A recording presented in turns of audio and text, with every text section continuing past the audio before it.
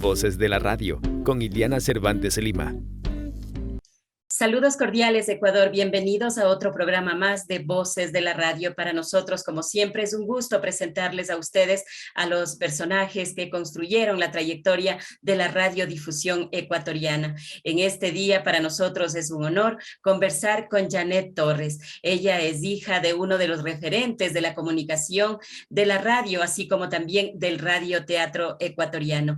Estamos hablando del señor René Torres. Janet, para nosotros, como Voces de la Radio, es un gusto tenerle en nuestro programa para que nos cuente la trayectoria de este referente de la radiodifusión ecuatoriana. Muy buenos días.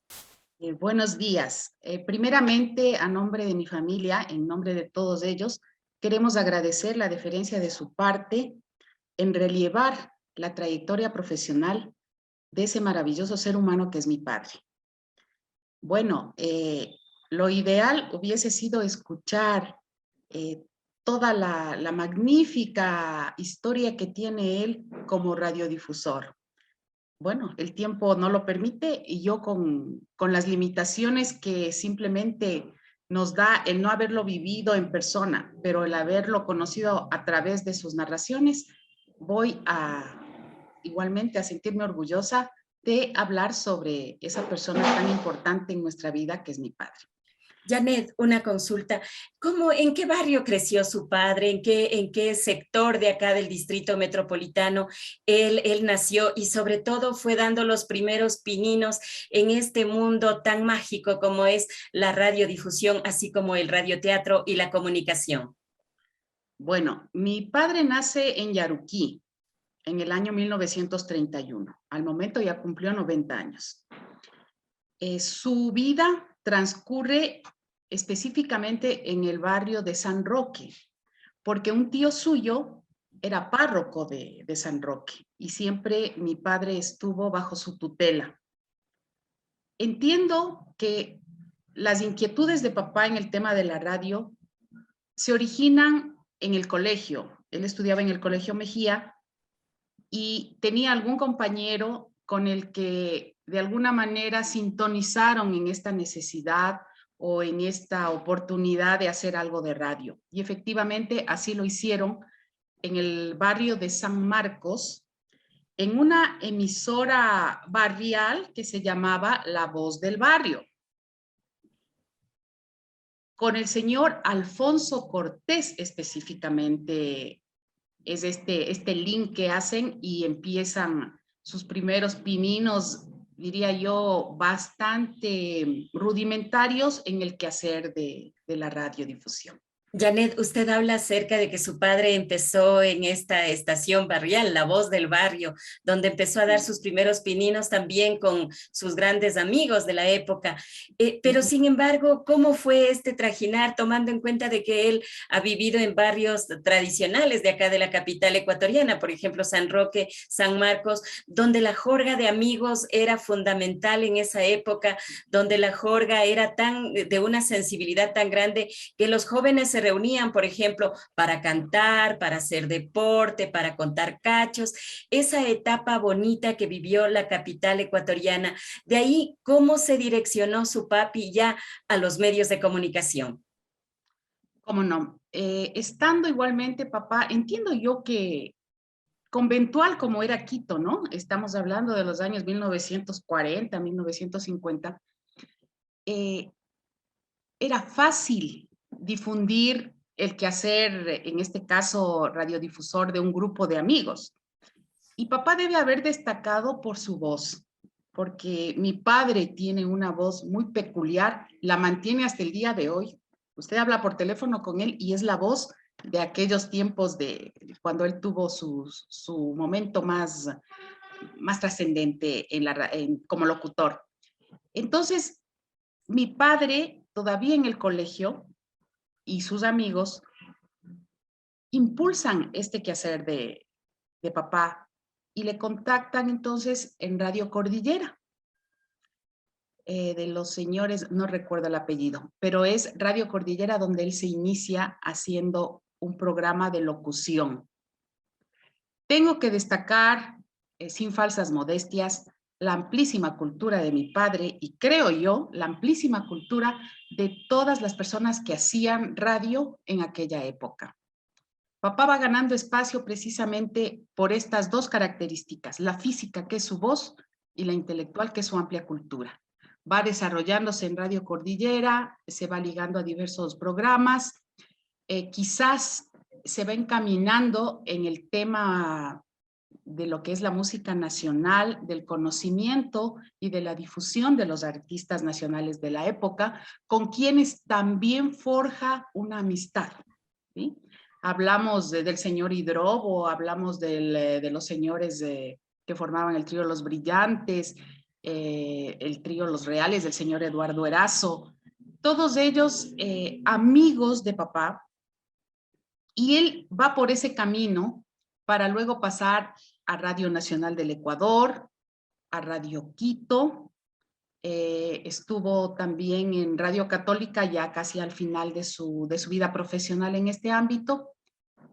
Pienso yo que tuvo tantas oportunidades que incluso fue hasta voz comercial en programas deportivos con el señor Blasco Moscoso Cuesta y Pancho Moreno, por ejemplo. Vinculado siempre a la radio, siempre dispuesto a aprender, a dar de sí lo mejor. Yo tengo en la cabeza un sinfín, un mosaico de situaciones, un mosaico de recuerdos de haber estado con papá en todos los ámbitos que usted se puede imaginar, ¿no? Culturales, de diversión, diría yo, deportivos, en fin. Por ejemplo, también incursionó y era muy cotizado el tema de hacer comerciales. Trabajó con el señor Marcel Rivas en su empresa, en su agencia de publicidad, con el señor Pascal Michelet, también tenía una empresa que hacía comerciales. Ese ha sido el quehacer de mi padre. Y repito, para mí fundamentada en dos características básicas, además de todas las que le adornan, que son la física, su voz, y luego su calidad cultural, sin dejar de lado y primordialmente rescatando el maravilloso ser humano que es él. Claro que sí, Janet. Sobre todo eso, ¿no? La esencia que él proyectaba, la esencia y la naturalidad y sencillez que él proyectaba, y sobre todo el cariño que tienen todas las personas que trabajaron en la época de oro de la radiodifusión. Él es un referente de esa época y todos tienen los mejores conceptos entre ellos.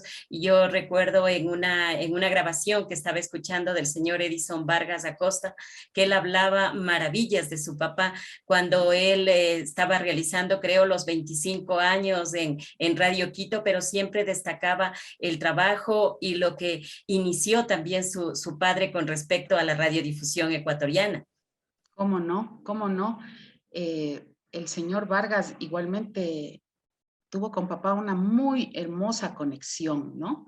Creo yo que dos profesionales de ese nivel tenían necesariamente que trabajar y así lo hicieron.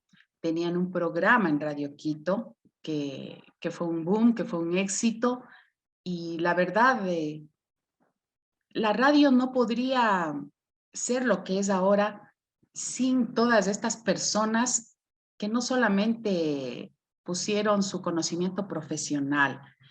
Creo yo que había otro espíritu de trabajo también, ese espíritu que les llevaba a pensar por sobre todo en la comunidad, en conseguir a través de la radio un desarrollo de comunidad en muchos aspectos.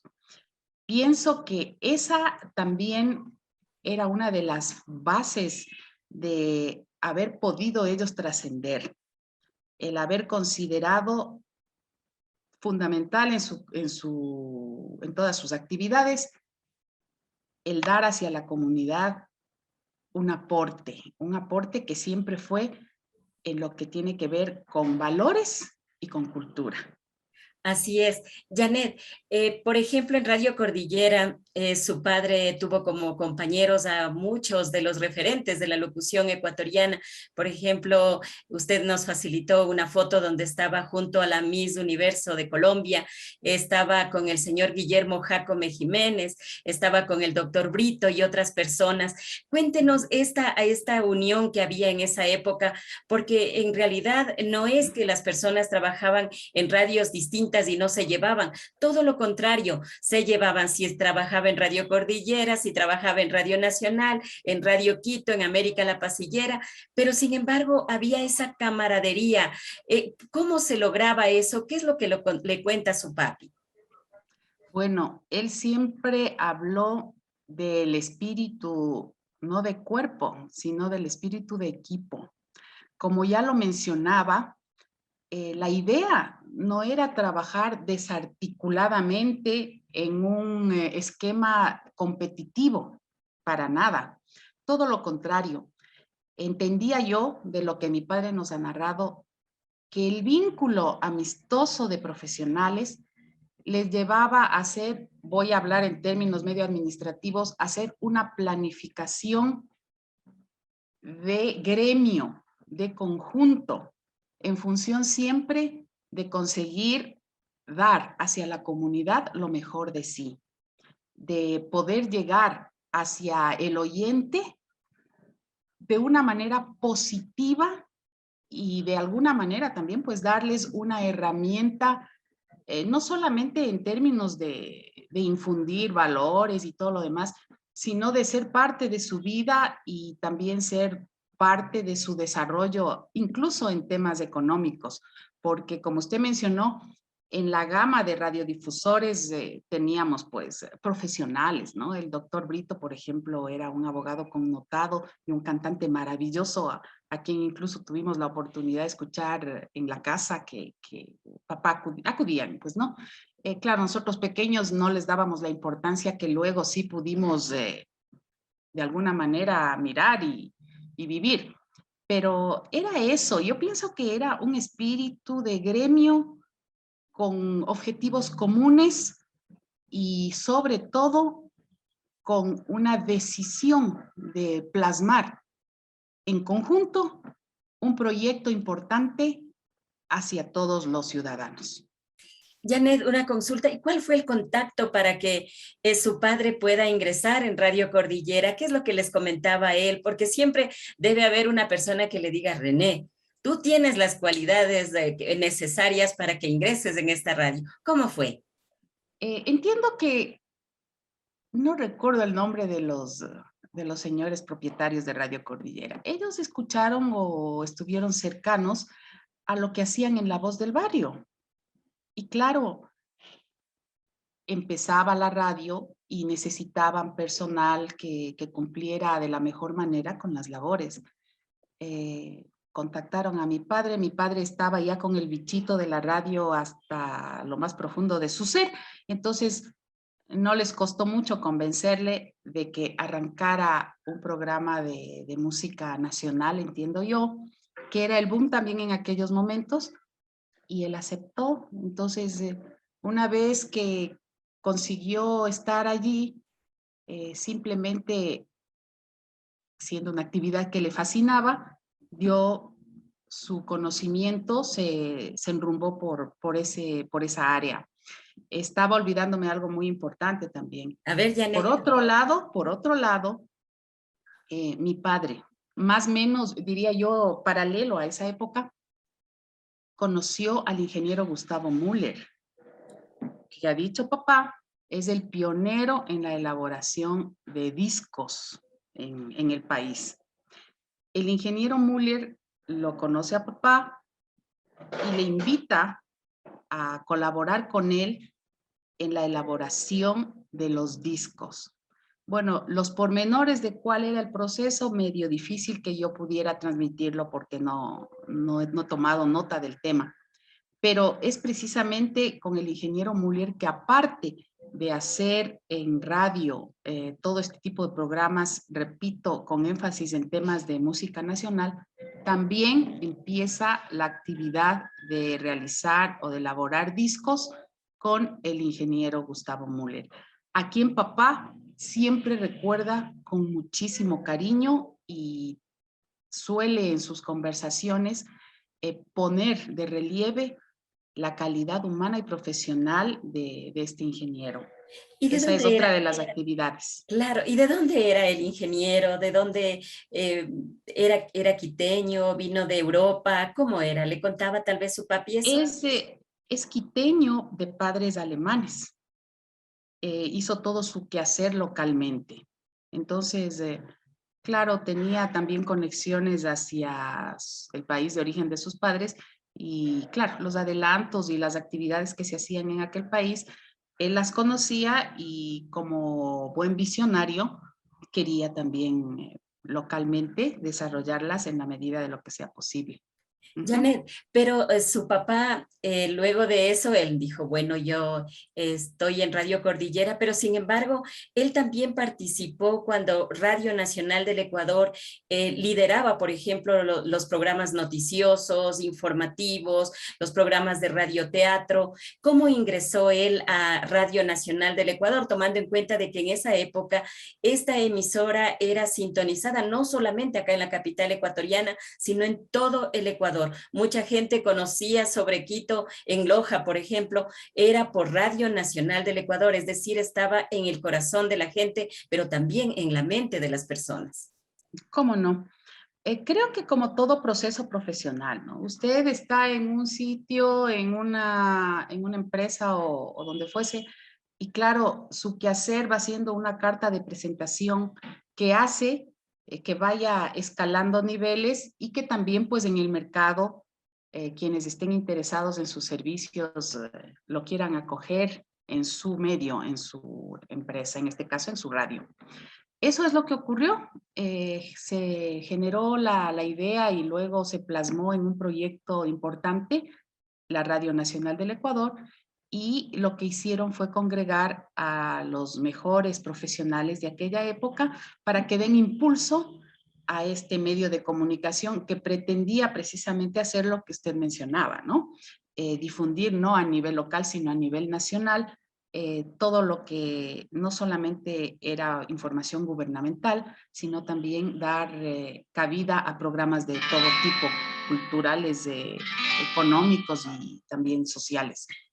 Así se vincula papá a Radio Nacional del Ecuador. Él, si no me equivoco, espero no estar por otro lado, él cuenta siempre cómo incluso los profesionales fueron a hacer el cableado, a revisar las máquinas, a instalar las máquinas. Fue un trabajo de cero y adelante. Y claro, como entiendo que en aquellas épocas también pues se necesitaba hacer eso. O sea, si usted era un profesional, voy a hablar del tema locución, no solamente era locutar, tenía que conocer el manejo de las máquinas, el manejo de estas mega máquinas grabadoras de cinta e incluso saber cómo repararlas. Ese era el esquema de trabajo que es lo que yo entiendo que hacían. Así se hace Radio Nacional con estos profesionales, entre ellos mi padre, y el radioteatro nace por una inquietud del señor Gonzalo Portugal, a quien también tuvimos el honor de conocer. El señor Portugal, un referente del radioteatro. Yo puedo haber sido chiquita, pero una niña, pero algo que me impresionó, y perdón si soy reiterativa en el tema, pero algo que me impresionaba y me sigue impresionando, era la cultura. Qué manejo del idioma, qué cosa más maravillosa.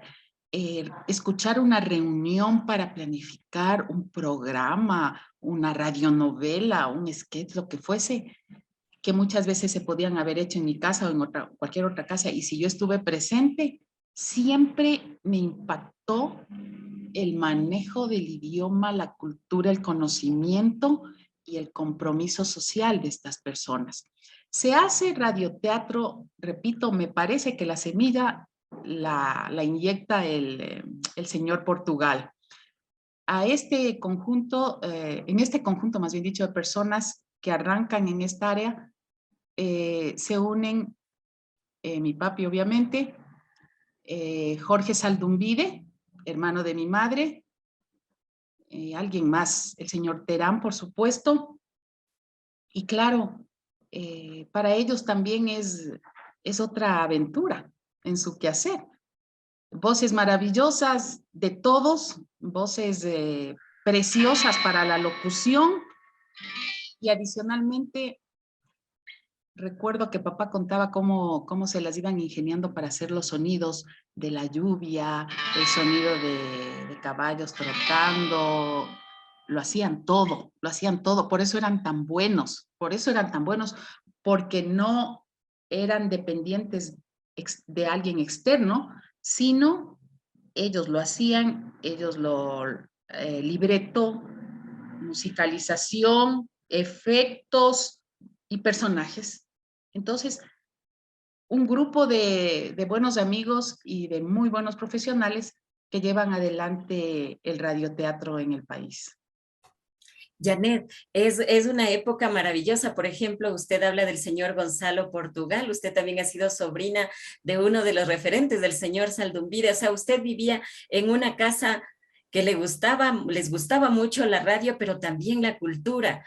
¿Y cómo usted les veía a estos señores conjuntamente con su padre, que ellos se proyectaban hacia el radioteatro y ellos se imaginaban también hacer toda la obra? Porque en ese tiempo me supongo que lo hacían en vivo. Claro, claro. Alguna vez yo recuerdo haber ido, porque también lo hicieron en Radio Quito, me parece. Yo tengo el recuerdo en Radio Quito, me parece.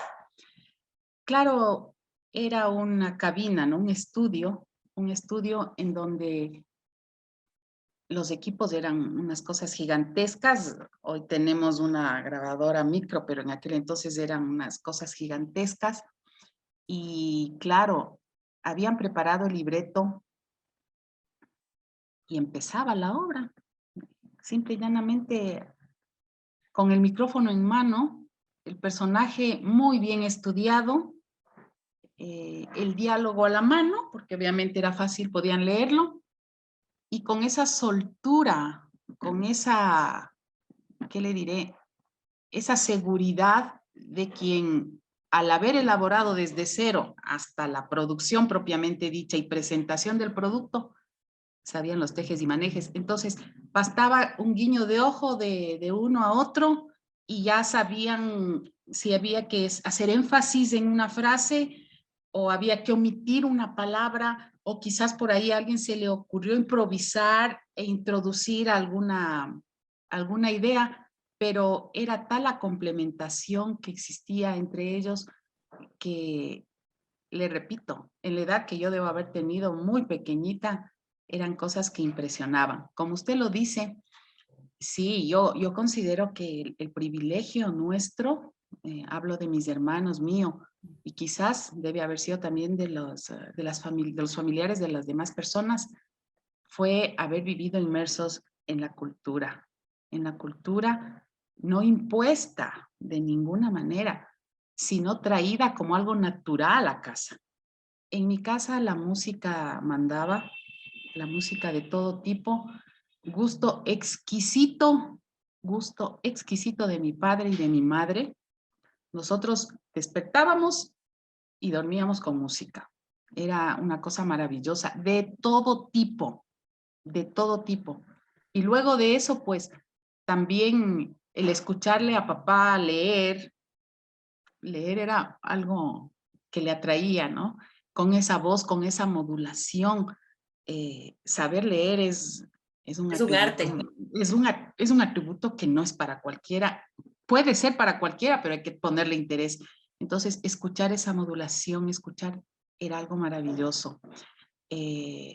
Conocer tanto, papá, usted le escucha a mi padre actualmente, es una enciclopedia, es una enciclopedia. Conoce de todo, sabe todo, lo expresa maravillosamente. Y en aquel entonces para los hijos, niños, era admirar a papá, ¿no? Cuánto sabe mi padre, cómo lo expresa, fue así. Fue un hogar en donde primó la cultura y sobre todo el amor, el amor. Volviendo al tema de las radionovelas, me parece a mí que esto de haber sido personas que querían sembrar cosas nuevas en la sociedad, que querían desarrollarse. Yo no puedo decir con una intención cualquiera, ¿no? Qué sé yo, elevarse a nivel social, elevarse, no, no, no. Lo hacían con mística, creo yo que esa era la marca, con mística y con las ganas de hacer algo que les hacía felices. Ese es la tónica. Ujú. Janet, una consulta, pero también antes se valoraba mucho la música nacional y su papá pasó por una estación que era directamente enfocada en temas de la música ecuatoriana, específicamente de los pasillos. En Radio Quito, con el señor Vargas, hacían un programa, no me acuerdo el nombre, algo así como La Voz del Migrante, Del cosas ecuatoriano de ese. ausente, de los ecuatorianos Ajá, pues sí, sí, ausentes. sí, sí. Ujú. Carta al Carta ecuatoriano al ausente. ecuatoriano ausente. Ese era el programa. Entonces, claro, había una... Mi padre conoce muchísimo de música nacional, muchísimo, muchísimo, muchísimo. Y claro, ese bagaje de conocimiento siempre lo ha expresado y eso también lo ha llevado a hacer algunos programas interesantes sobre esa temática. La bohemia, creo yo que en los años 30, 40, 50 marcaba la vida de Quito. Todos los artistas no tenían barreras hacia el público, como hoy puede darse, ¿no? El fanatismo de hoy por un artista puede llevar a que exista una brecha importante entre este y su público. En aquel entonces no, era tan fácil como eran amigos. Voy a decir, mi padre, por ejemplo, con los señores de Benítez y Valencia, con el señor Eduardo Erazo de los Reales, y un buen día decidían ir a dar un sereno y papá, yo no sé, papá obviamente no ha cantado, ¿no? Pero seguramente papá era el que les presentaba y tocaban con esa conexión muy propia de esos tiempos que, repito, pienso, es mi criterio, tenían un halo de bohemia, un halo de interacción hasta espiritual en el tema musical, que lo daba pues el tamaño de la ciudad, que lo daban las condiciones culturales, las condiciones costumbristas, que lo daba, que marcaba la vida del Quito de ese entonces. Difícil de entender ahora, pero era así, era una ciudad conventual realmente. Y creo yo que así se movían todos los artistas. Todos, todos, todos. Yo tengo recuerdos del señor Huberto Santa Cruz, por ejemplo. Cuéntenos, cuéntenos. Excelso, excelso pianista, excelso pianista. De lo que conozco, el señor Santa Cruz jamás recibió una clase de piano. Era absolutamente autodidacta. Debe haber sido de aquellos que dicen de oído, no recuerdo el término, ¿no? De oído total, absoluto, de oído absoluto. Este señor Roberto Santa Cruz, papá hacía un programa en Canal 8 porque también tuvo su etapa televisiva que se llamaba ¿Qué tiempos aquellos? Lo acompañábamos a veces sus hijos, ¿no? Yo recuerdo haber entrado a una sala, todavía no empezaba el programa, debo haber tenido yo unos 13 años, entro en una sala en aquel entonces Televisora Nacional Canal 8, no era Ecuavisa, y había solamente un piano. Y de una esquina sale un señor, se sienta al piano y empieza a tocar ese hermoso pasillo que se llama Tú y yo. Yo me quedé eclipsada, ¿no? Estaba calentando motores el señor Santa Cruz. Y claro, yo le veía como un poquito escondida, sin querer que él se dé cuenta que estaba yo ahí, pero él necesariamente tuvo que sentir mi presencia y me dice, salga, salga. Yo salgo y le voy a dar un show para que nunca se olvide, me dice, ¿no? ¿Usted quién es? Le digo, soy Janet Torres. Ah, usted es hija del gordito, porque a mi papá le decían el gordo Torres, ¿no? Era gordo en aquel entonces. Usted es la hija del gordito, sí. El señor tocó, yo no sé cuántos pasillos, albazos, todo, al piano. Y bueno, para mí fue una sobredosis de música y de arte en él. No tenía idea de quién era y tampoco lo valoraba en aquel momento. Luego, cuando se dio ya el programa, nosotros sentados entre el público, papá lo presenta y dice Huberto Santa Cruz. Lógicamente, luego así mi curiosidad fue ir a averiguar quién era y valoré los quilates de quien había tenido yo ese maravilloso regalo. Y tremendo Belleza de... concierto, tremendo concierto. Imagínense, si O a sea, esta edad lo recibía, me desmayaba de la emoción. En aquel entonces no valoraba todavía, pero hoy sí, y lo recuerdo con tremenda admiración. Janet, uno de los tiempos o de los años como mágicos para el señor René Torres es su paso por Radio Quito. Casi la mayoría lo recuerda porque él aportó mucho en esta estación capitalina, en La Voz de la Capital. Cuéntenos también ese trayecto, los compañeros que él tenía, qué es lo que habla él acerca de esta estación capitalina que dejó tanta huella, porque siempre hablan de Radio Quito como una escuela para los periodistas, los comunicadores, los locutores, los radiodifusores, en fin, para todo el área de comunicación. ¿Cómo no?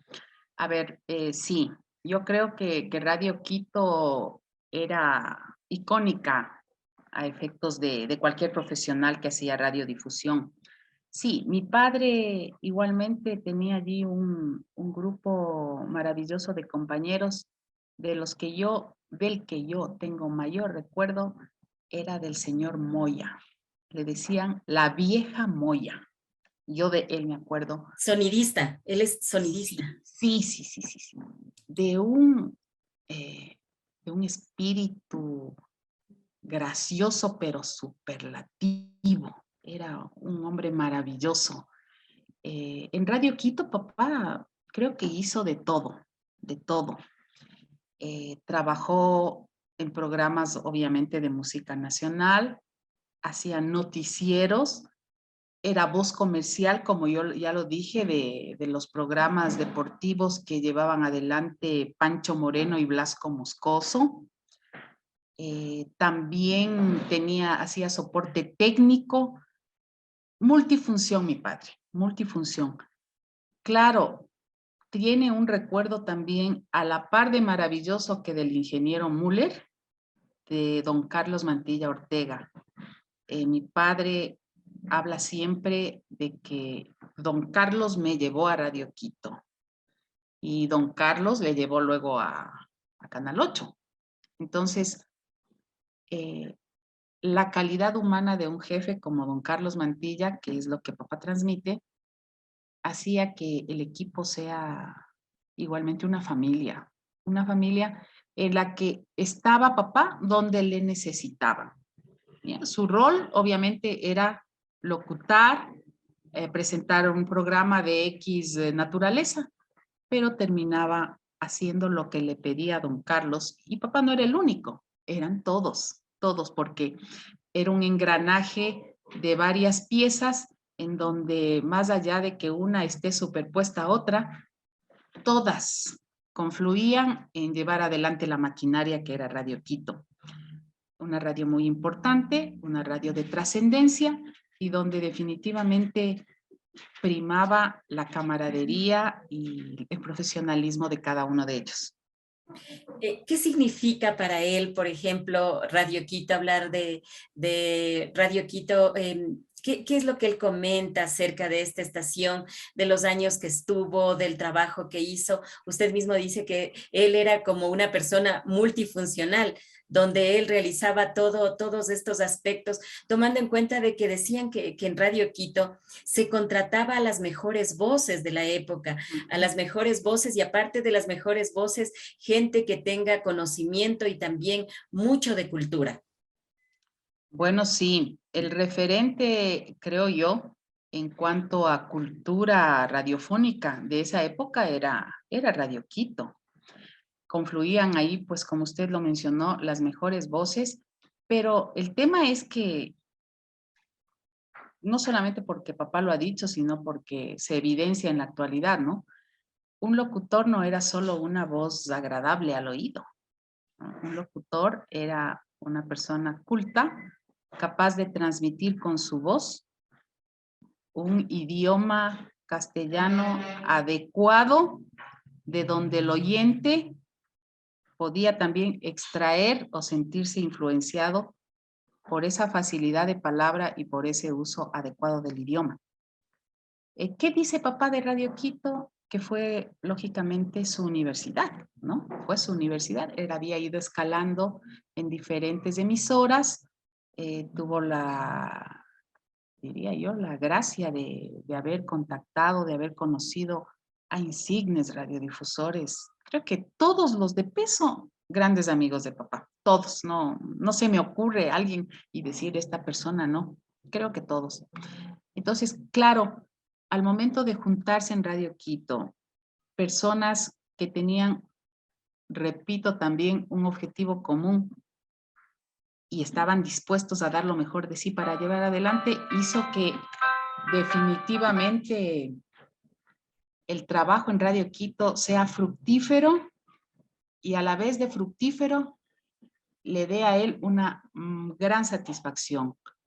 Hablaba siempre, y le repito también, del liderazgo de don Carlos Mantilla, de su don de gentes, de su capacidad para hacer que cada quien se sienta fundamental en la empresa y pudiera dar lo mejor de sí. Las amistades de papá en la Radio Quito fueron cimentadas en base a cosas que muchas veces en la actualidad ya no se ven, ¿no? El respeto profesional de unos a otros, fundamental. Habla papá también de que en la radio permanentemente se estaban dando iniciativas de programas de, por decirle algo, de agricultura, ¿sí? Buscando llegar a cualquier género de oyente. Entonces se sabía que, por decirle algo, a las 6 de la mañana o a las 5 de la mañana o a las 4 de la mañana, todos los agricultores o una buena cantidad de agricultores de la zona, puede ser del Valle de los Chillos, a las 4 de la mañana se levantaban y lo primero que hacían era prender la radio. Entonces, ¿qué era lo obvio? Darles música nacional, pero también darles tips de agricultura. Entonces, si usted siembra tal cosa, lo que sea, y papá incursionó también en esa área de agricultura, ¿no? De agronomía, digamos. Y claro, buscaban siempre el nicho, lo que se dice ahora un nicho de mercado, y daban al oyente lo que sabían que podía no solamente distraerles, sino también ayudarles en su gestión. De eso habla pa siempre, ¿no? Que Radio Quito tenía ese espíritu de llegar a la comunidad, buscando dar lo mejor de sí a los diferentes tipos de oyentes. Entonces, por eso empecé diciendo y continúo diciéndolo, las áreas eran diversas. Qué deportivo, qué social, qué cultural, qué en este caso, como le decía, incluso temas de agricultura, creo que hasta de ciencia, ¿no? Y papá siempre habla de eso, de que había tal diversificación de temáticas que cada uno de los participantes en estos diversos programas se volvían casi expertos, porque para llevar adelante de la mejor manera su tópico, realmente lo estudiaban, lo analizaban y se volvían casi expertos sin haber jamás seguido agronomía, sin haber jamás seguido alguna rama específica de un programa. Y todo esto bajo la tutela y el impulso de este caballero, don Carlos Mantilla. Una consulta, hablar de Radio Quito es hablar también de de Diario El Comercio, es también hablar de Canal 8, que antes era televisora nacional. ¿Cómo se da este paso también a Canal 8, tomando en cuenta de que su papá, aparte de conducir este programa musical que usted nos dice, él hacía también eh, lo de Toki, Quito al Sí, revés, de este sí, personaje que es muy, muy recordado y siempre le relacionan, por ejemplo, dicen el señor René Torres, Toki. Toki. Ujú. Sí, Toki. Toki. Entonces, ¿cómo fue ese cambio? Usted algo ya nos contó acerca de la conducción de la música nacional, del señor Huberto Santa Cruz, pero ¿cómo él fue también haciendo esta actividad multifuncional también en Televisora Nacional? Lógicamente, bueno, la inquietud de papá y la capacidad, porque para hacer cualquier cosa no solamente se necesita querer, sino también poder. Entonces, sin duda, mi padre, una capacidad increíble. Como le decía, el señor Mantilla en Radio Quito y justamente la familia Mantilla, mirando el desarrollo de los tiempos, decide impulsar la creación de un canal de televisión, que fue Televisora Nacional. Entonces, lógicamente también, pues, trasladan hacia la televisión a sus talentos, como les dicen ahora, a sus mejores talentos. Y en ese grupo va mi padre, que igualmente, entiendo yo, de televisión, tan incipiente el medio en aquel entonces, debe haber sabido nada, pero con una capacidad y una decisión de aprender que fue como locutor del canal, era la voz del canal para todo, comerciales, presentaciones, etcétera.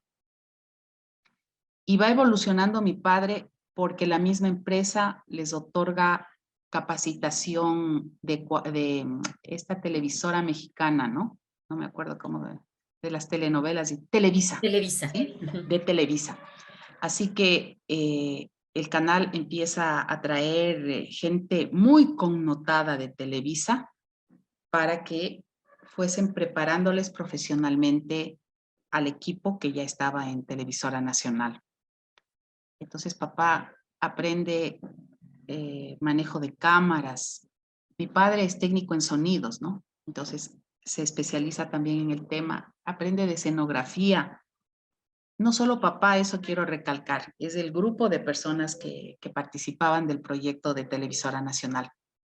Y claro, con su calidad humana, con su don de gentes y todo lo demás, me parece que la señora Anita, que era quien hacía la voz de Toki y la creadora del muñequito, no recuerdo, es cubana, pero el apellido no recuerdo, plantea ese proyecto, se unen al proyecto Freddy Ehlers y le incorporan a papá como protagonista con Toki de lo que podían hacer en ese esquema de programa.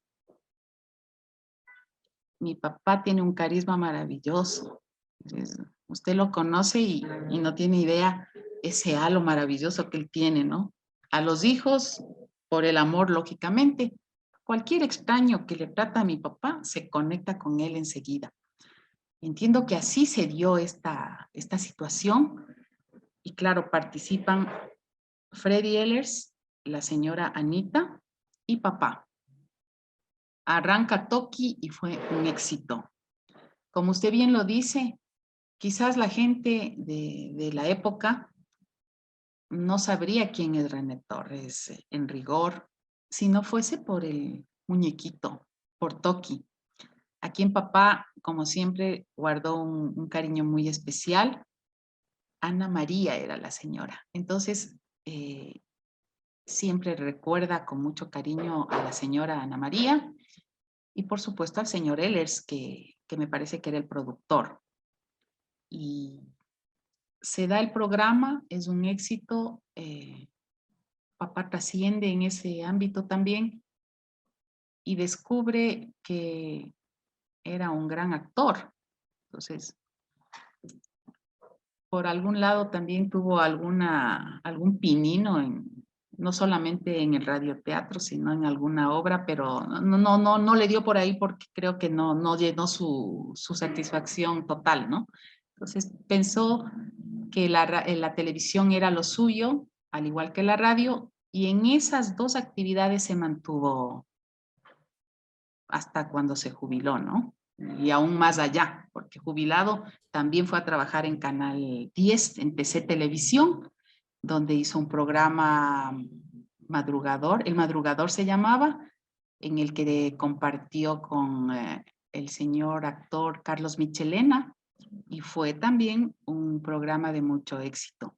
Yo podría decir que la vida de papá estuvo marcada por el éxito, por su carisma, su capacidad y su don de gentes. Así es, Janet.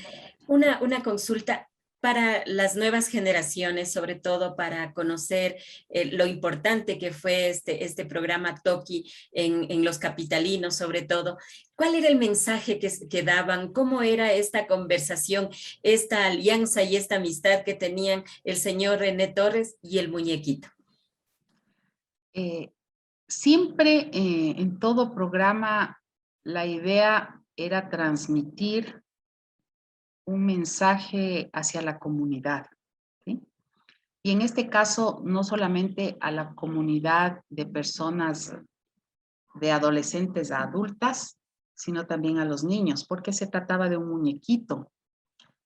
Las temáticas siempre fueron en el ámbito social, en el ámbito económico y en el ámbito de la educación.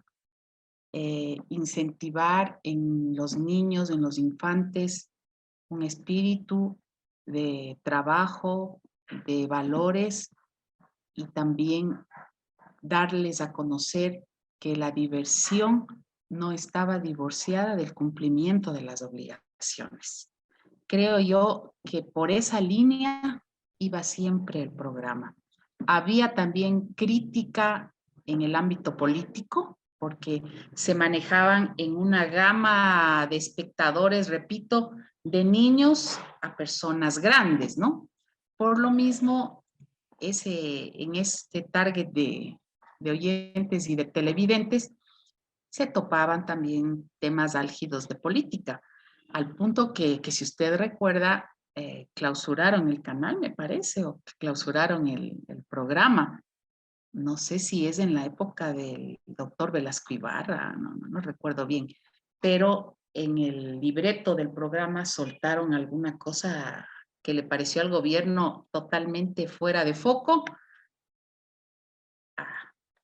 Terminó el programa en ese momento y incluso al señor Ehlers me parece que hasta le recluyeron un par de días o un momento en la cárcel porque estaba fuera de foco el comentario.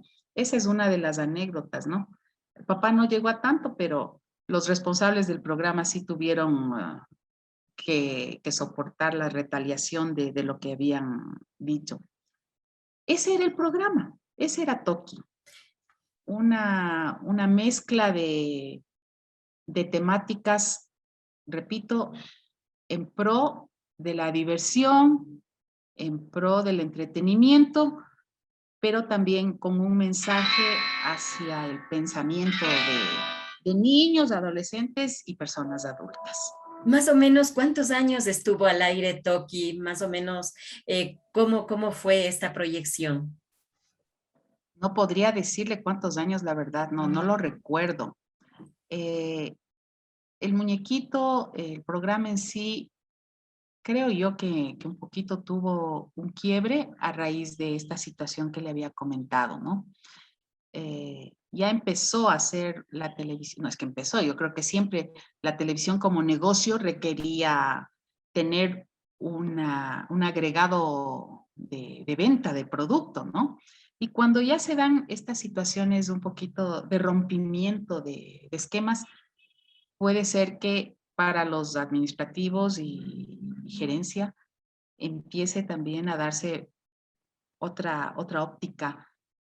Creo que cuando ya se dan ciertos inconvenientes por estas situaciones, decae ya el programa y terminó el programa, pero las enseñanzas y la trascendencia del diálogo que mantenían el gordo, porque mi papá hacía el personaje del gordo, y Toki se mantuvo por siempre. Yo estoy segura que hay personas contemporáneas mías que saben perfectamente de quién estamos hablando, aunque las nuevas generaciones no hayan tenido oportunidad de disfrutar de un programa de esa índole.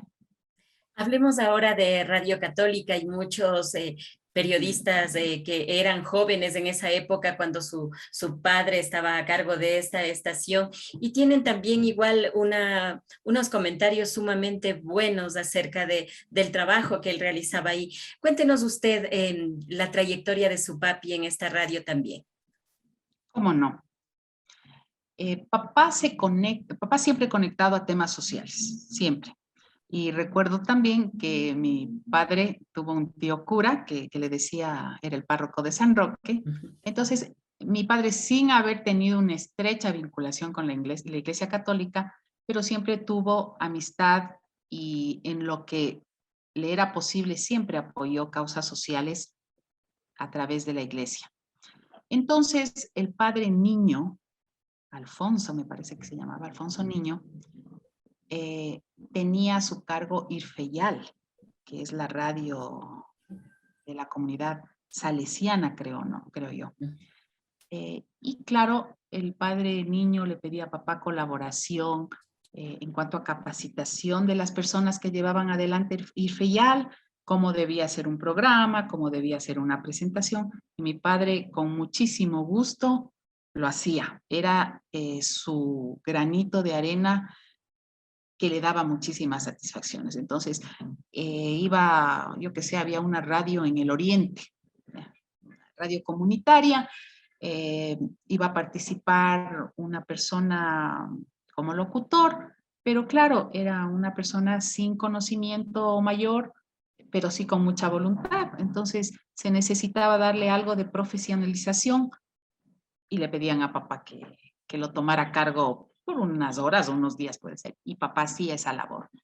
Entonces, se da una vacante en Radio Católica que era una emisora sin trascendencia, siento mucho si lo digo, pero en ese momento era una emisora casi desconocida. El padre Niño conversa con papá y le dice, queremos potenciar la Radio Católica. ¿Pudieras incorporarte al equipo? Claro, para mi padre era un nuevo reto, es un hombre de retos y lo acepta. Claro, llega papá a revolucionar Radio Católica, que en aquel entonces, voy a imaginarme nomás, puede haber sido una emisora que se limitaba a leer el Evangelio del día, a hacer una reflexión. Pero claro, y esta parte sí recuerdo haberla conversado con papá, por eso lo voy a expresar. Entonces mi papi decía, están encaminándose a un público meramente religioso, ¿sí? Pero las personas, aparte de tener su creencia religiosa, de pertenecer a la Iglesia Católica, también es un ser humano y le gusta escuchar música y le gusta escuchar noticias no solamente de lo que está ocurriendo en el ámbito de la religiosidad, sino también del mundo, de la ciudad. Y mi padre, con esa mentalidad, provoca en Radio Católica una apertura, teniendo como fundamento, sí, el quehacer, la misión de la Radio Católica, pero en búsqueda también de darle al oyente una formación espiritual en el fondo, pero también una distracción como personas que somos y de manera que se pueda llegar a un mayor conglomerado. Eso consigue papá en Radio Católica. Usted lo menciona muy bien. Al igual que para nosotros, sus hijos, mi padre, cuando ha tenido que estar al frente de un equipo humano, ha sido una guía generosa, una guía cariñosa, porque él tiene un trato sumamente cariñoso. Es así, él es así. Entonces, claro, consigue en Radio Católica conformar un equipo interesante, lleva adelante su objetivo. Creo que se comprometió muchísimo en Radio Católica, papá. Fue como un proyecto en el que tenía la posibilidad de entregar todo lo que él sabía, porque además ya estaba en una edad de madurez total, ¿no? Y así lo hizo. En Radio Católica reporteaba también papá, pues yo recuerdo que, papito, ¿dónde vas? Me voy a la Armenia, me voy al Quinche, me voy, bueno, donde había algo que hacer, ahí estaba él. Muy, muy apreciado por los obispos, por todas las autoridades eclesiásticas que valoraron el paso de mi padre por Radio Católica, hasta el momento en que definitivamente decidió jubilarse. Y cuando pensábamos que ya iba a estar en casa, bueno, ya cada quien nosotros también en nuestra vida, pero pensamos que iba a estabilizarse, por ahí le pidieron que se incorporara a TC y jubilado todavía tenía su actividad por otro lado. Uh-huh. ¿Y qué es lo que hacía también en Diario El Comercio? Porque él también, porque yo me supongo porque muchos de los comunicadores, de los periodistas, de todas las personas, si estaban en Radio Quito, también paralelamente trabajaba para El Comercio o para Televisora Nacional. ¿Qué es lo que hacía su papi en El Comercio? A ver, el grupo El Comercio era el paraguas de Radio Quito, Canal 8 y obviamente el periódico El Comercio. Papá era parte del comercio básicamente en Radio Quito y en Televisora Nacional, pero fue nombrado presidente de la cooperativa de empleados y trabajadores del comercio. Esa es la verdad. Y esa era su gestión directa en el comercio. Sin embargo, también solía hacer corrección de textos, ¿sí? Para el periódico. No sé cómo sea el esquema de un medio de comunicación realmente, pero entiendo que alguien estructura la nota y tendrá que pasar un filtro de corrección de sintaxis y ortografía. Entonces, sin que mi padre haya tenido esa función, yo recuerdo haberle visto leyendo preliminares y haciendo corrección de esa índole. Eso es lo que básicamente era su actividad ahí. Hemos hablado de las emisoras que él ha estado y que ha elaborado, pero sin embargo también ha participado como invitado en otras estaciones, por ejemplo, HCJB, que era una de las estaciones, una de las emisoras que más producción radial también tenía en esa época, así como también la Radio Bolívar y Radio Democracia. ¿Qué es lo que hacía aquí el señor René Torres? ¿Cómo no? A ver, siempre ha sido mi padre un referente y muy considerado en los medios, siempre. Entonces, por ejemplo, si se quería hacer un programa sobre todo de música nacional, sin lugar a dudas, me parece a mí que la antenita iba directo a conversar con papá. En ese ámbito y en ese sentido, cuando HCJB hacía programas, mi padre siempre dijo, y dice todavía, que la mejor música nacional instrumentalizada la tiene HCJB. Lo mejor. Entonces, claro, querían hacer un programa con presentador, pedían colaboración a papá. Y papá iba, porque como le digo, es una enciclopedia. Usted le dice el pasillo cualquiera y mi papi sabe autor, compositor, historia, etcétera. Entonces, en HCJB hacía programas esporádicos y, volviendo a lo que ya había mencionado, también daba su soporte de experiencia, de conocimiento a los colaboradores de Radio HCJB que estaban o se iban a hacer cargo del programa. O sea, un poquito capacitación, pero también colaboró mucho en algunos programas.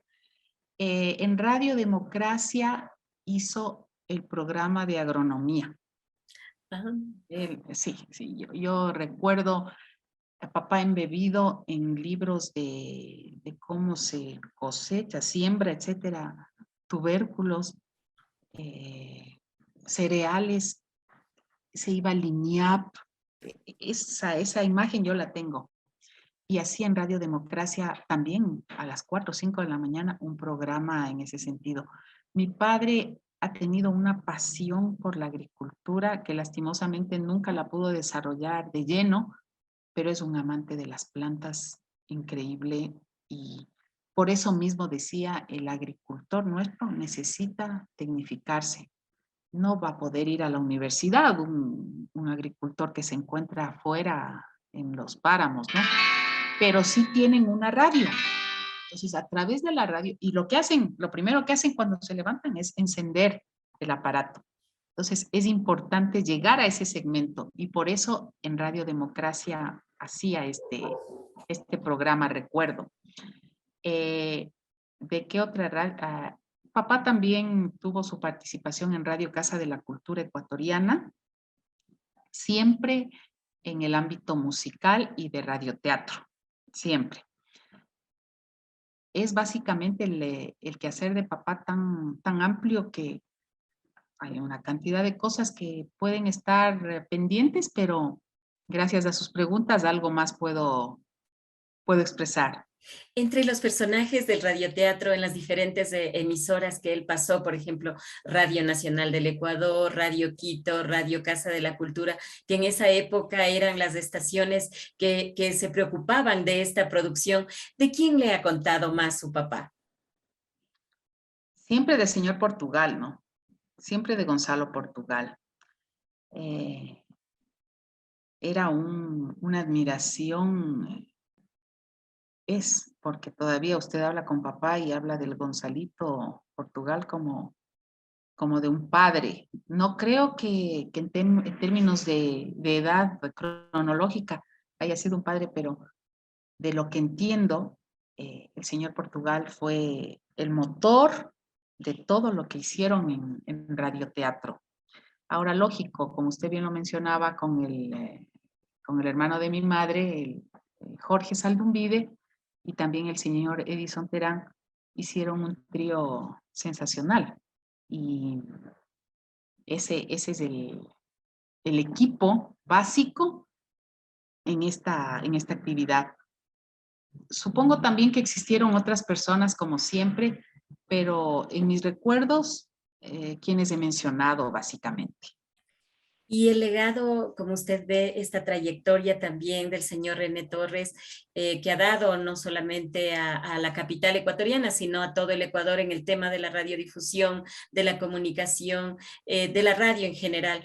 Y como padre, ¿cómo ha sido el señor René Torres como padre, como esposo, como abuelo, ya como bisabuelo? ¿Cómo ha sido él? Es porque dicen que la persona que es excelente en un aspecto profesional, en lo humano sobrepasa. Totalmente, totalmente. Usted topa con su inquietud el tema del que más me gustaría hablar, ¿no? Mi padre se define en una sola palabra y es amor. Si el amor tiene una forma humana, esa es la de mi papá.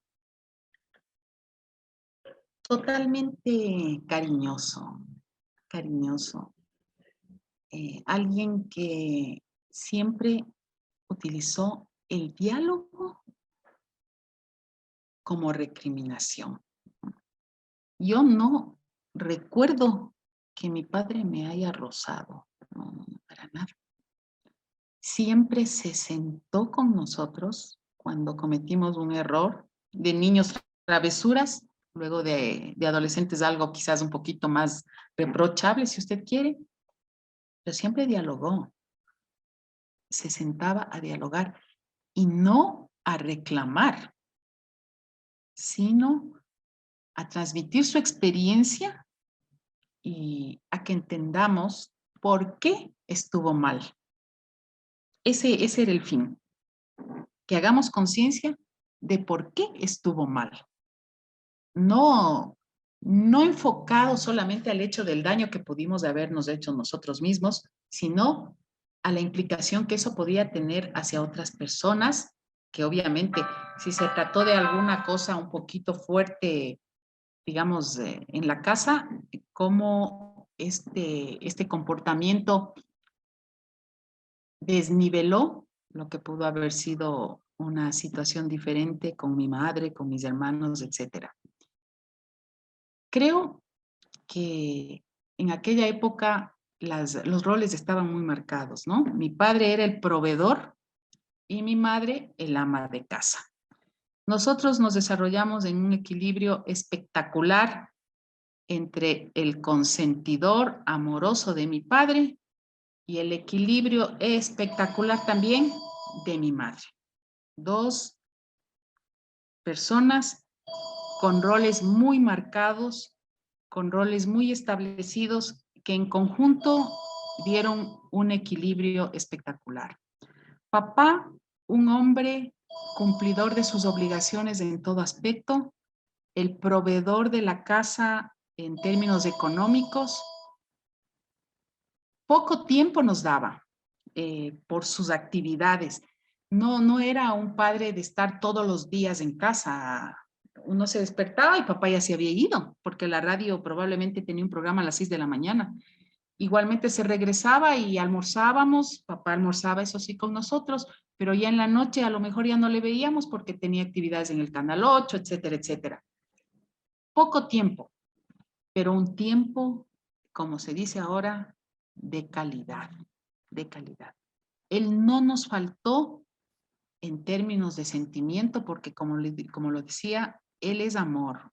Cualquier persona que conozca a mi padre y con quien usted dialogue, le va a transmitir lo que él es en términos de afecto. Al igual que le decía, no nos daba mucho tiempo, pero más que suficiente. Yo lo analizo ahora, ¿no? Él era el padre que al iniciar clases forraban los cuadernos con nosotros, nos ayudaba a hacer las carátulas, pinta hermoso mi padre, dibuja lindísimo, le cogía de la mano para hacer, se me ocurre, la carátula de idioma nacional, así se llamaba. Y entonces él sacaba sus libros, sacaba sus cosas y decía, ¿qué te parece si hacemos esto? Un papá muy presente, no en tiempo, pero sí en calidad. Y más allá de cualquier cosa, uno sabe que yo ya tengo 61 años. Estoy al lado de papá y me siento de 5 años.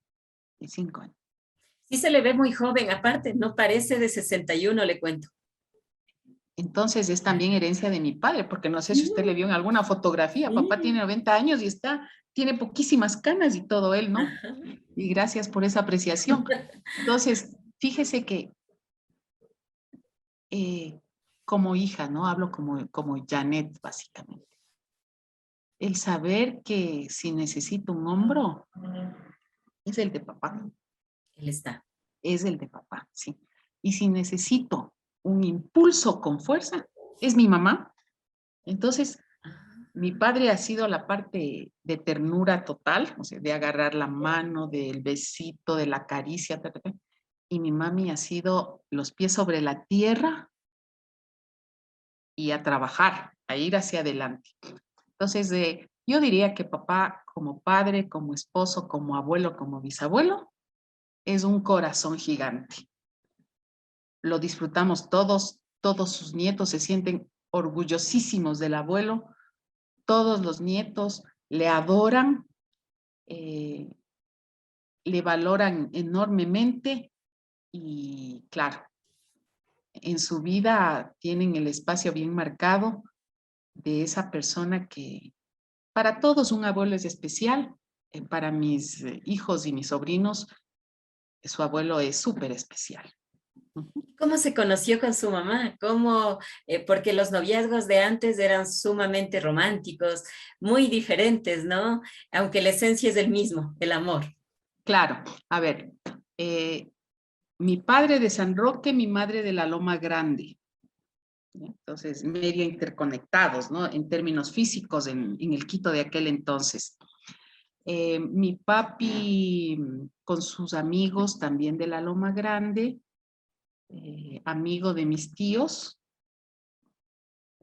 ha llegado hacia la casa de mi abuela, porque mi abuelita viuda.